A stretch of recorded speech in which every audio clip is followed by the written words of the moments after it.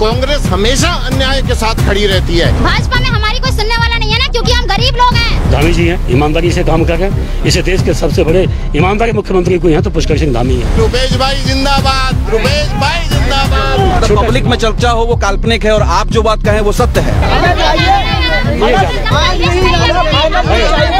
लोगों के खिलाफ साजिश कौन कर रहा है, क्या उसका नाम ले सकते हैं? अधिकारी के सर में दर्द है कि वो मनमानी करेगा। कौन सी ड्यूटी लगी है, कौन सी स्पेशल ड्यूटी लगी है, क्या षड्यंत्र रचा जा रहा है? डंडा कौन कर रहा है रुपेश भाई? डंडा सरकार कर रही है।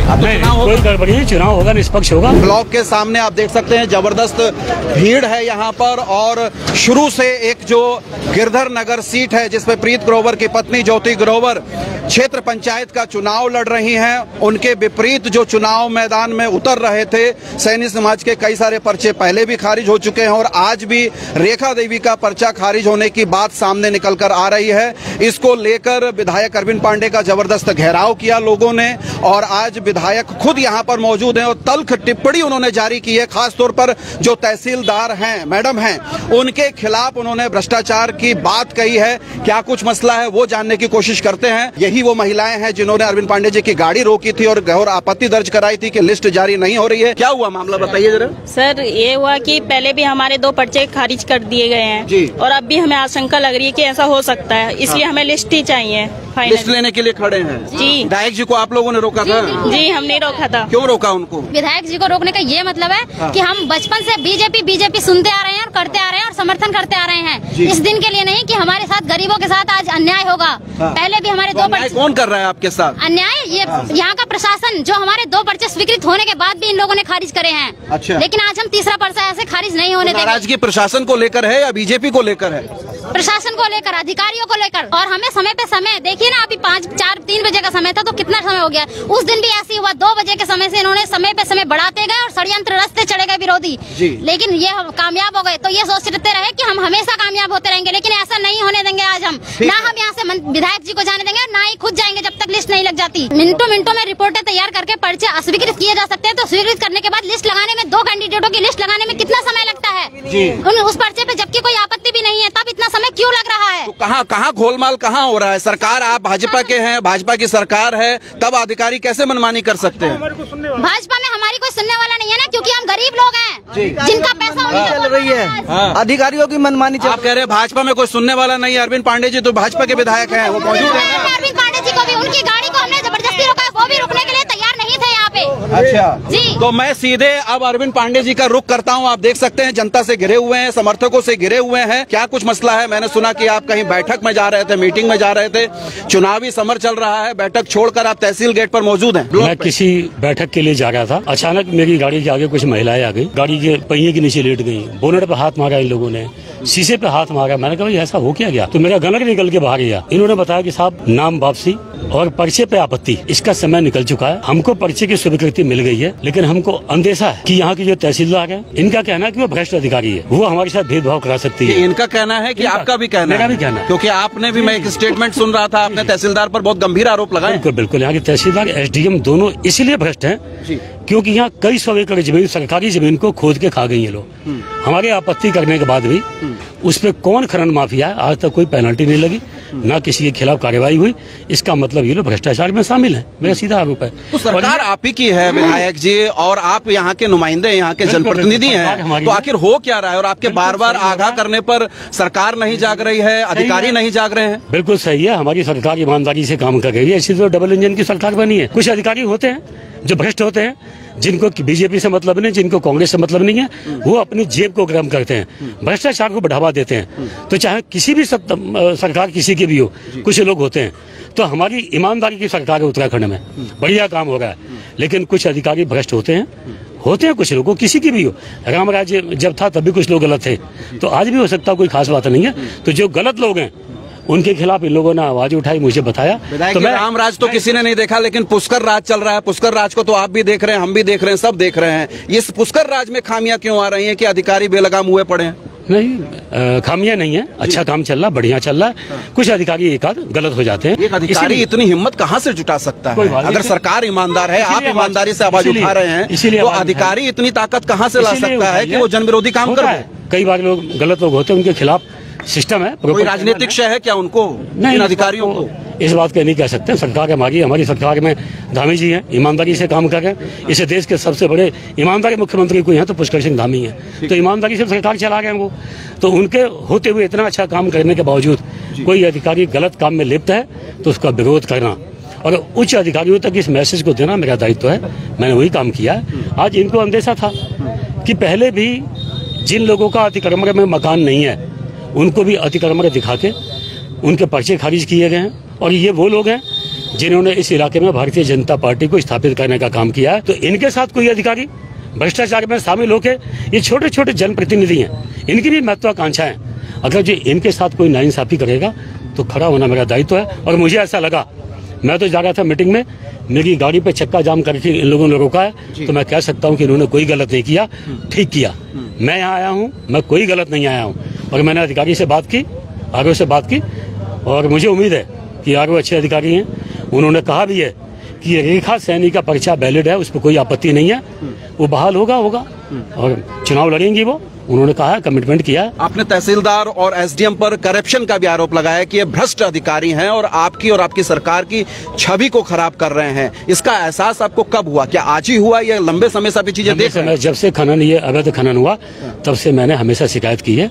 इन लोगों को टेलीफोन पे भी कहा, हर चीज का रिकॉर्ड है, मीडिया है, आप लोगों ने, कितने लोगों ने, सभी लोगों ने लाइव दिखाया, लेकिन उस पर कोई कार्रवाई ना होना, सरकार शामिल नहीं है, लेकिन ये भ्रष्ट अधिकारी इसमें शामिल है, ये सबूत है इस बात का। गिरधर नगर सीट से ही ये महिलाएं भी टिकट मांग रही हैं, रेखा देवी, जिनका नामांकन के लिए, जिनके शॉर्टलिस्ट के लिए आप यहाँ पर खड़े हुए हैं, जो पर्चे पहले खारिज हुए हैं, क्या वो भी गलत तरीके से खारिज हुए हैं? देखिए, उस विषय में तो मैं अभी नहीं कह सकता, लेकिन मुझे तो आज ही जानकारी मिली है।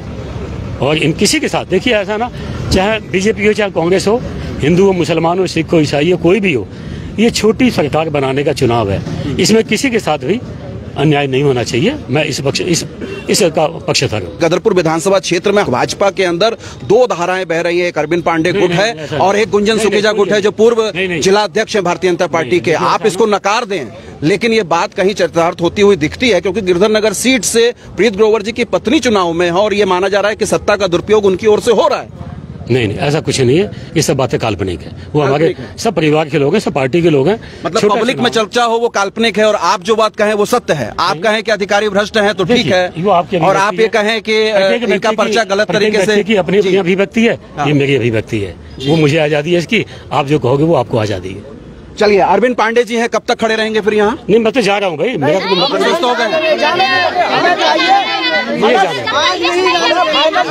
सुनो तो, हमें विश्वास है अधिकारी लोग ठीक काम करेंगे। मैं आपके चैनल के माध्यम से कहना चाहूंगा कि अभी लगभग 7 बजे हैं और इस समय यहाँ पे ब्लॉक में तहसीलदार का क्या काम है, कौन सी ड्यूटी लगी है, कौन सी स्पेशल ड्यूटी लगी है, क्या षड्यंत्र रचा जा रहा है। अधिकारियों की ड्यूटी आप तो नहीं बताएंगे ना, विधायक जी हैं, अगर वो आश्वस्त हो गए हैं तो फिर पर्चा ओके है, हमें उसकी फाइनल लिस्ट चाहिए जी। जब तक फाइनल लिस्ट हमको नहीं मिल जाती है, और ये विलम्ब भी क्यों किया जा रहा है, हमारी लिस्ट मिलने में क्यों किया जा रहा है, विलम्ब क्यों किया जा रहा है, इसके पीछे क्या रीजन हो सकता है? जवाब चाहिए विधायक जी, क्या रीजन हो सकता है? आपका आरओ से बात हुई है ना? देखिए, मैं एक तो आरओ नहीं हूँ और पंचायत का चुनाव है और 40 बीडीसी क्षेत्र है, अनगिनत ग्राम सभाएं हैं, जिला पंचायत है, तो इतने नॉमिनेशन होते हैं, कई बार इस काम में विलम्ब हो जाता है, हम इस पे उंगली नहीं उठाएंगे। मैंने सुनने में आया है कि यहाँ पे जो तहसीलदार महोदय हैं वो सुनने में आया कि वो हमारे जो मुखिया जी बैठे हैं, धामी जी, उनके का ही रिश्तेदार है वो। तो अगर वो रिश्तेदार हैं तो हम भी बीजेपी के, हम जन्म जात के बीजेपी के हैं। जो लोग हमारे विपक्ष में बैठे हैं वो 8 दिन से बीजेपी। कौन कर रहा है आप लोगों के खिलाफ साजिश? कौन कर रहा है? क्या उसका नाम ले सकते हैं? कौन कैंडिडेट? हमें किसी का नाम लिए बगैर हमें फाइनल लिस्ट चाहिए, तो चाहिए, अभी लेके जाएंगे हम। तो ये रेखा देवी जी हैं जो कैंडिडेट हैं गिरधर नगर से क्षेत्र पंचायत सदस्य की, और उनके समर्थक हैं, विधायक जी को घेरे हुए हैं। हालांकि विधायक जी का ये कहना है कि एआरओ से बात हो गई है और वो ये कह रहे हैं कि साहब बहुत जल्दी लिस्ट जारी हो जाएगी और रेखा देवी का जो नामांकन पत्र है वो पूरी तरीके से वैलिड है, उसमें कोई खामियां नहीं है। लेकिन देरी क्यों की जा रही है? और सवाल यहाँ पर सत्ता पक्ष के लोगों से टकरा रहे हैं। पूरी चुनाव प्रक्रिया को लेकर राजेंद्र पाल सिंह जी कांग्रेस के वरिष्ठ नेता हैं, जो लगातार संदेह प्रकट करते रहे हैं, अपनी आवाज बुलंद करते रहे हैं और कई बार खुली चेतावनी भी उन्होंने दी कि अगर अन्याय होगा तो ईंट से ईंट बजा दी जाएगी। क्या कुछ हो रहा होगा अंदर? इतनी रात में आपको भी आना पड़ रहा है और अधिकारी यहाँ मौजूद है। निश्चित रूप से हमने कहा था ईंट से ईंट बजा देंगे, लेकिन जब पर्चों का नतीजा आया था, इंतजार करवा के जी, और 2 पर्चे खारिज किए गए थे। जो आपत्तियां थी इन 2 पर्चों के अलावा और भी पर्चों पर थी, उन पर्चों को खारिज नहीं किया गया, वो आपत्तियां निरस्त की गईं। जी, तो हमको ये लगा कि जो हमारी ईंट थी उसका ये असर हुआ कि पूर्णतः बेईमानी ना होकर अनुपात में कुछ कम बेईमानी हुई। आंशिक बेईमानी हुई है। निश्चित रूप से बेईमानी तो हुई है ना, लेकिन अरे बेईमानी होती है रुपेश, बेईमानी नहीं बेईमाना हुआ है जी। हम लोगों ने जब हल्ला काटा और इन्होंने सारी चीजें देखी समझी तो निश्चित रूप से थोड़ा प्रेशर में आ गए, स्ट्रेटजी इनकी बदली। इन्होंने सोचा बाकी को बाहर से दबाव बना के पर्चा वापस करा लेंगे और ये पर्चे हम खारिज कर देते हैं। जहां से किनकी ओर इशारा है आपका? किनका? कौन पर्चे खारिज करा देंगे, कौन बैठा देंगे? मैं बताता हूं आपको कौन उनके नाम अगर उल्लेख कर। एक मिनट क्योंकि अनसुनी आवाज है, वो दबी हुई आवाज कोई उठाती है तो खुलकर बात आनी चाहिए। अरे दबी हुई आवाज तो दबी हुई आवाज किसी और की होती होगी, राजू की नहीं है। नहीं, आपकी नहीं। जिस आवाज को दबाने की कोशिश हो रही है, जिस पर आप सवाल खड़े कर रहे हैं कि गड़बड़ी हुई है, खामियां हुई है, अधिकारियों के द्वारा गलत काम किया गया है। मैं आपको बता रहा हूँ, 2 पर्चे जो खारिज किए, मैं दावे के साथ कहता हूं कि उसके लिए जो तरीका इन्होंने अपनाया कि वो अतिक्रमणकारी हैं, वो अतिक्रमणकारी नहीं है। आज भी नाप लिया जाए, जमीन रबड़ नहीं है, वो बड़ी नहीं होगी। आज भी नाप लिया जाए, उसका भतीजा संजय सैनी का, वो तो पता नहीं शायद 1 किलोमीटर अंदर कहीं रहता है, उसका घर सड़क पे बता के उसका पर्चा भी खारिज कर दिया। क्या माना जाए कि अधिकारियों की मनमानी हुई है या सत्ता का दुरुपयोग हुआ? जी। अधिकारी के सर में दर्द है कि वो मनमानी करेगा। अधिकारी मनमानी डंडे से कर रहा है। जब अधिकारी को निर्देश हो जाएंगे कि भैया तुमने ये पर्चा खारिज करना है, तुमने इसे जिताना है, तुमने इसे हराना है, तो अधिकारी को अगर पोस्टिंग चाहिए तो वो तो करेगा ही करेगा। अब अधिकारी की अगर रीढ़ की हड्डी में कहीं 4 सूद का सरिया होता है और कहीं वो फ्लेक्सिबल स्केल होती है 6 इंच की, जो बच्चा सरिया और डंडा कर कौन रहा है यही जानना चाहते हैं। क्योंकि आपके साथ क्षेत्रीय विधायक भी यहाँ पर खड़े हैं, वो भी कह रहे हैं कि मामला गलत हुआ है। तो सरकार यहाँ पर खड़ी है, विपक्ष यहाँ पर खड़ा है, वो डंडा कर कौन रहा है? डंडा कौन कर रहा है रुपेश भाई? डंडा सरकार कर रही है। फिर विधायक जी ड्रामा कर रहे हैं? एक मिनट, नहीं, बिल्कुल नहीं। सुनिए, अगर विधायक जी ड्रामा कर रहे होते तो निश्चित रूप से पर्चे खारिज नहीं होते। ये लोग, सुनिए, मैं इनके साथ खड़ा हूं क्योंकि इनके साथ अन्याय हो रहा है।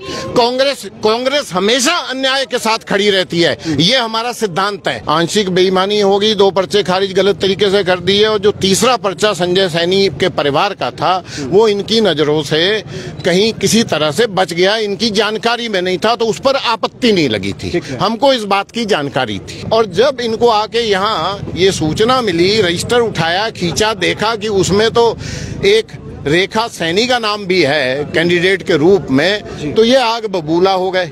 उसके बाद परसों वाला षड्यंत्र, वो दबाव और वो सब कुछ फिर से शुरू हुआ। जब ये सारी बातें हमको पता लगी तो मैं यहाँ स्वयं आया अपने काम छोड़ के। यहाँ सैनी परिवार पूरा देखो अभी भी है, और सारे इनके ग्राम सभा के, वो क्षेत्र पंचायत के लोग यहाँ थे, सारा समाज था।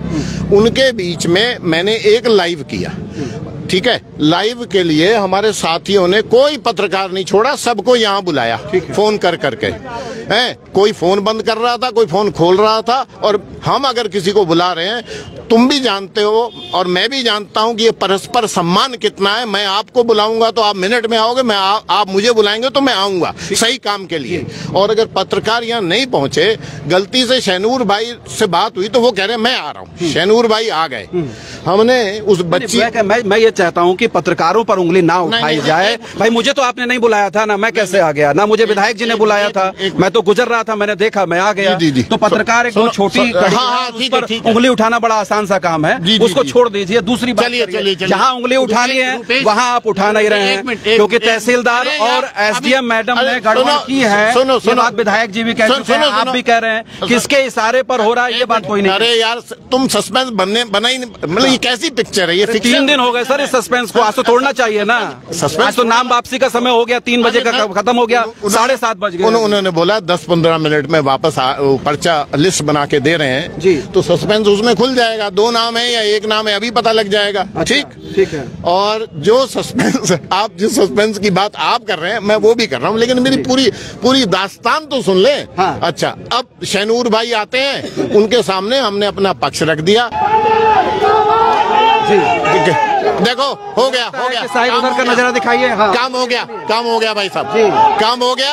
बहुत बना हुआ है आपका नामांकन बना हुआ है, शायद है नामांकन बना हुआ है, हटाया नहीं गया, नाम नहीं हटाया है। नहीं हटाया गया। रुपेश भाई जिंदाबाद, रुपेश भाई जिंदाबाद। देख सकते हैं यहाँ पर सत्ता पक्ष और विपक्ष दोनों नेता मौजूद हैं और जो रेखा देवी थी उनका पर्चा बना हुआ है, वो पर्चा खारिज नहीं हुआ है। जिसकी आशंका थी वो आशंका खारिज हो गई है, वो लिस्ट लग गई है। पांडे जी क्या हुआ, क्या रहा ये बताइए जी। मुझे अपनी सरकार पे, सरकारी तंत्र पे पूरा भरोसा है और इसीलिए पर्चे निष्पक्ष जांच हुई है, सूची तस्दीक चस्पा हो गई है जी। मैं इसके लिए अधिकारियों का धन्यवाद देता हूँ। अधिकारियों का धन्यवाद देते हैं। अब कोई गड़बड़ी की आशंका तो नहीं है? अब तो चुनाव होगा। कोई गड़बड़ी नहीं, चुनाव होगा, निष्पक्ष होगा। निष्पक्ष होगा, चुनाव होना चाहिए, लोकतंत्र। तहसीलदार और एसडीएम की भूमिका पर जो सवाल वो कायम है, भूमिका पर कायम है। तहसीलदार एसडीएम दोनों भ्रष्ट हैं, भ्रष्टाचार में शामिल हैं। वो क्या कहना चाहेंगे राजेंद्र पाल जी? अब तो चूंकि पर्चा बहाल हो गया रेखा जी का। रुपेश भाई आपका बहुत बहुत धन्यवाद और आपको बधाई, सारे क्षेत्र को बधाई। ये रेखा बिटिया का पर्चा बहाल हो गया। सिलसिलेवार आ जाइए कि कहाँ गड़बड़ हो रही थी। जब यहाँ पर हमने ये पूरी दास्तान सुनाई और हम लोग यहाँ से निकल रहे थे, उसके बाद खबर ये आती है कि तहसीलदार पहुँच गई हैं यहाँ पर। What Rupesh, you are an educated person, what has tehsildar got to do with this bloody nomination? हाँ, उनकी जरूरत क्या जरूरत? She is not required over here. ये जिम्मेदारी सिर्फ आरोप की थी। वो एक दूत के रूप में यहाँ पर चीजें खराब करने और इसका पर्चा खारिज करवाने के लिए षड्यंत्र रचने के चक्कर में आई थी। और जब हमको ये पता लगा और मैं अब पहुंचा हूं, जब आप भी मुझे मिल गए, इस बीच में विधायक जी आए, विधायक जी ने इनके साथ 2-2 हाथ करे हैं, इन पर दबाव बनाया है कि ये विधायक जी दबाव नहीं बनाते, आप दबाव नहीं बनाते तो ये पर्चा भी खारिज हो जाता। निश्चित रूप से खारिज होता कि बेईमानी जितनी मर्जी करें जैसे। लेकिन मेरा सवाल अभी भी वही बना हुआ है कि आखिर इस षड्यंत्र के पीछे जिम्मेदार कौन है? मुझे ये बताओ, who is the natural beneficiary out of this election? Who? सत्ता पक्ष को। अगर इसका पर्चा खारिज होता तो निर्विरोध कौन होता? जी, ग्रोवर होती, प्रीत ग्रोवर या उसकी वाइफ होती ना, जो भी होता। तो वही षड्यंत्र कर रहे हैं क्या? एक मिनट, कौन षड्यंत्र? उसके लिए आप करेंगे, मैं करूंगा, कौन करेगा बताइए? षड्यंत्रकारी अभी भी आपको पूछने की आवश्यकता है क्या? यही नहीं षड्यंत्र होता। रामजीत का सर्टिफिकेट बन गया ओबीसी का और बनने के बाद कैंसिल कर दिया गया। ये कोई तरीका होता है? ये आज तक किसी व्यवस्था में नहीं हुआ। रुपेश, मैं कांग्रेसी हूँ, जन्म से कांग्रेसी हूँ, कांग्रेस के साथ खड़ा हूँ, लेकिन मैं ये नहीं कह रहा कि ये ऐसा काम नरेंद्र तिवारी और हरीश रावत की सरकार में नहीं होता था। मैं सिर्फ ये नहीं करा, नहीं होता था, लेकिन ऐसा काम तो खंडूरी और त्रिवेंद्र रावत की सरकार में भी नहीं हुआ। इन्होंने तो तमाशा करके रख दिया यहाँ पर। पुष्कर सिंह धामी की सरकार सही काम नहीं कर रही, इसका मतलब धामी सरकार में यार वो सुनो वो सरकार इन्वॉल्व है इसमें। अरे भाई साहब, मुझे एक चीज बताओ, ऊपर से डाउन द लाइन सरकार, ऊपर से जब नीचे चीजें चलती हैं तो कहाँ आके रुकती हैं? जी, बेसिक यूनिट है ना, प्रधानी, बीडीसी बेसिक यूनिट है और इसका चुनाव हो रहा है। और अगर एसडीएम कुछ गलत कर रहा है, अगर तहसीलदार कुछ गलत कर रहा है तो उंगली अकाउंटेबिलिटी किसकी है यार? निश्चित तौर पर सरकार होने देगी, सरकार के मुखिया की है। नहीं, एक मिनट, यहाँ मैंने देखा है कितने प्रभावी लोग थे, कैसे बाहुबली लोग रहे हैं, लेकिन ऐसी गुंडागर्दी रुपेश नहीं हुई। होती होगी पूर्वांचल में, यहाँ नहीं होती, यहाँ नहीं देखी हमने। तहसीलदार और एसडीएम के ऊपर जो आरोप विधायक जी ने लगाए हैं वो कितने सत्य हैं, आप क्या पाते हैं? दोनों अधिकारी के सुनिए, एसडीएम यहाँ कहीं दिखी नहीं थी जी, ठीक। तहसीलदार ने यहाँ बैठ के सब कुछ कराया है। जो उस दिन 2 पर्चे खारिज हुए हैं, जो उनकी अतिक्रमण की रिपोर्ट लगवाई गई है, वो तो कह रहे थे यहाँ वहां जाओ ही मत, मौके पे यहीं बैठे बैठे रिपोर्ट लगवा दो। एक जेई ने, मेरे को पता है कि वो पीडब्ल्यूडी जेई ने रिपोर्ट लगाने से मना कर दिया। उसको कहते हैं कि वो जो अमीन से काम शुरू करवाया इन्होंने, पीडब्ल्यूडी के अमीन से। ठीक है, आपका समर्थन रहेगा रेखा सैनी को? मैं रेखा सैनी को जिता के लाऊंगा, निश्चित रूप से, आपसे वायदा करके जा रहा हूँ। तो देख सकते हैं राजेंद्र पाल सिंह कांग्रेस के नेता हैं, जिन्होंने कहा है कि रेखा देवी के साथ रहेंगे। तो बहरहाल गिरधर नगर जो क्षेत्र पंचायत की सीट है वो अब और भी ज्यादा विवादों में घिर गई है, और भी ज्यादा टेढ़ी निगाहें हो गई हैं, क्योंकि भाजपा का एक पक्ष अरविंद पांडे जो क्षेत्रीय विधायक हैं और राजेंद्र पाल सिंह कांग्रेस के वरिष्ठ नेता हैं, वो एक मंच पे आ गए हैं। तो भाजपा के जो समर्थित कैंडिडेट हैं प्रीत ग्रोवर जी, उनकी पत्नी ज्योति ग्रोवर के लिए निश्चित तौर पर अब राह उतनी आसान नहीं होगी और अब मुकाबला और भी रोचक होगा। बने रहिए अनसुनी आवाज के साथ। अनसुनी आवाज के फेसबुक पेज को फॉलो कीजिए, आप हमको यूट्यूब पर भी सब्सक्राइब कीजिए और लेटेस्ट अपडेट लेकर पंचायत चुनाव के मैं आपके बीच में आता रहूंगा। शुक्रिया।